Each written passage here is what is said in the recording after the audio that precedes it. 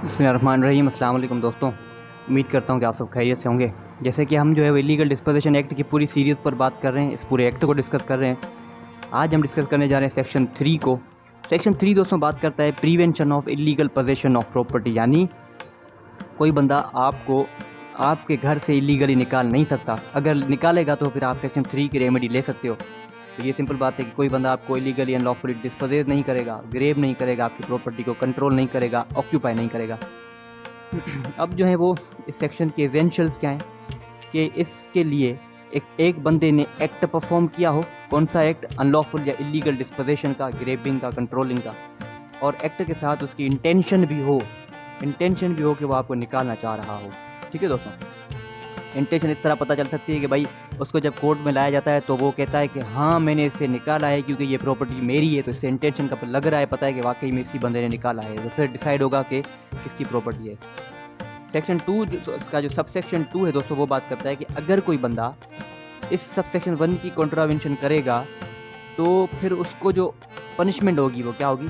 Imprisonment हो सकती है, विच में एक्सटेंड टू 10 ईयर्स, 10 सालों तक की इम्प्रिजनमेंट हो सकती है, प्लस में फ़ाइन भी होगा और उसके साथ कंपनसेशन भी वही बंदा देगा under section 544A of code. Code कौन सा?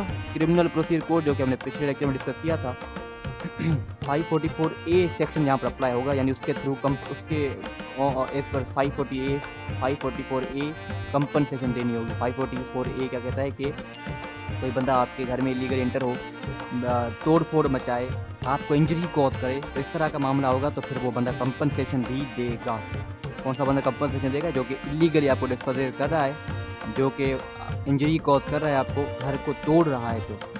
तो यहाँ पर एक और हम डिफरेंस ड्रॉ कर सकते हैं इसके दरमियान स्पेसिफिक रिलीफ एक्ट और इलीगल डिस्पोजेशन एक्ट में, कि इलीगल डिस्पोजेशन एक्ट में बात पनिशमेंट की भी है, यानी इम्प्रिजनमेंट एक पनिशमेंट है ना, लेकिन स्पेसिफिक रिलीफ एक्ट में देयर नो पनिशमेंट नहीं होगी। वहाँ पर ये होगा कि भाई आप जो है वो सही तरीके से लॉफुली इस बंदे को बस अपनी प्रॉपर्टी वापस दे दो, बाकी पनिशमेंट की बात नहीं होगी वहाँ पर।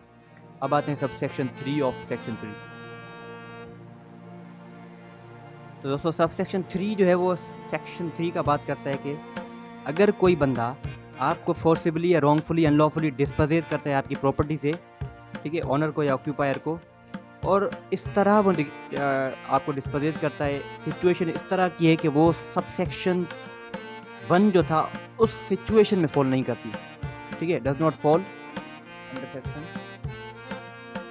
ठीक है, does not fall under subsection 1 बोल रहा हूँ, यानी सेक्शन 3 का सबसेक्शन 1 में जो भी सिचुएशन लेके डिस्पोजेज करेगा, ग्रेब करेगा, निकालता तो यहाँ पर भी है, डिस्पोजेज तो यहाँ पर भी करता है, लेकिन यहाँ पर सिचुएशन तरीके कोई अलग तरीके से निकालता है, जो कि मैं आपको एग्जांपल दूंगा आगे। तो इस तरह का अगर मामला होगा तो फिर इम्प्रिजनमेंट होगी, जो कि एक्सटेंड कर सकती है 3 ईयर्स तक, या फाइन होगा, या दोनों होंगे, और उसके साथ कंपनसेशन तो ज़रूर होगी, कंपनसेशन अंडर सेक्शन 544A जो हमने डिस्कस की। अब एग्जाम्पल क्या हुआ भाई, मुझे जो है वो केस, मेरे ऊपर केस हो जाता है, कंप्लेनेंट मेरे ऊपर केस फाइल करता है, मुझे कोर्ट में बुलाया जाता है, कंप्लेनेंट कहता है कि इस बंदे ने मुझे इलीगली डिस्पोजेज किया है, और मैं कहता हूँ कि सर नहीं, मैंने जो है वो इसको इलीगल डिस्पोजेज नहीं किया, मैंने कुछ नहीं किया, just I didn't disposes him, I just sent a dog inside, मैंने सिर्फ एक कुत्ता अंदर भेज दिया और एंड दे लेफ्ट होम, और फिर ये जो है अपना सामान लेकर चले गए, तो मैंने तो कुछ नहीं किया, सिर्फ कुत्ता है भेजा था अंदर। तो अब कुत्ता भेजा तो क्या, यानी सब सेक्शन आप सेक्शन 3 आप पर अप्लाई नहीं होगा क्या? तो यहाँ पर सब सेक्शन 3 अप्लाई होगा, जो कि आप बताता है कि आपने एक डिफरेंट सिचुएशन, डिफरेंट तरीके कार से उस बंदे को निकाला है, और यहाँ पर जो मुझे इम्प्रिजनमेंट होगी वो एक्सटेंड टू 3 ईयर्स, या फाइन, या दोनों, या जो कंपनसेशन है वो होगी। अब देखते हैं हम स्पेसिफिक रिलीफ एक्ट और सेक्शन 3 में डिफरेंस। तो दोस्तों हम जो है वो जैसे सीरीज ये स्टार्ट हुई है तो हम कहीं ना कहीं पर डिफरेंसेस को भी देखते आ रहे हैं कि स्पेसिफिक रिलीफ एक्ट और सेक्शन 3 में डिफरेंस क्या है। जब आप स्पेसिफिक रिलीफ एक्ट का सेक्शन 9 पढ़ते हो तो वो भी इसी तरह बात करता है कि रिकवरी होगी अगर किसी बंदे ने आपको इलीगल डिस्पोजेज किया। दोस्तों वहाँ पर मामला ऐसा है कि जो पोजेशन है, जो पोजेसर है, वो पोजेसर लॉफुल भी हो सकता है, अनलॉफुल भी हो सकता है। यानी सेक्शन 9 में ऐसा है स्पेसिफिक रिलीफ एक्ट, SR यानी स्पेसिफिक रिलीफ एक्ट, वहाँ पर सेक्शन 9 में इस तरह मामला है कि, या मैं कहूँ पूरे स्पेसिफिक रिलीफ एक्ट में ऐसा मामला है कि वहाँ पर पोजेसर जो है वो लॉफुल भी हो सकता है, अनलॉफुल भी हो सकता है, लेकिन सेक्शन 3 में पोजेसर लाजमी लॉफुल होना ही चाहिए, यानी उस खुद की प्रॉपर्टी होनी चाहिए, या वो रेंट पर लॉफुली रह रहा हो, ऑक्यूपायर होना चाहिए। आइए बस पोजेशन उसके पास लॉफुल होनी चाहिए, लेकिन स्पेसिफिक रिलीफ एक्ट में ऐसा नहीं है। तो ये भी एक डिफरेंस है। और स्पेसिफिक रिलीफ एक्ट एक सिविल रेमेडी प्रोवाइड करता है, जो कि हमें पता है कि it's very lengthy.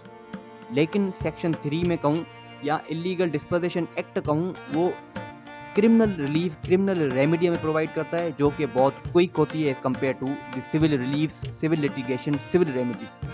Thank you dear friends, खुदा हाफिज़, अस्सलाम वालेकुम।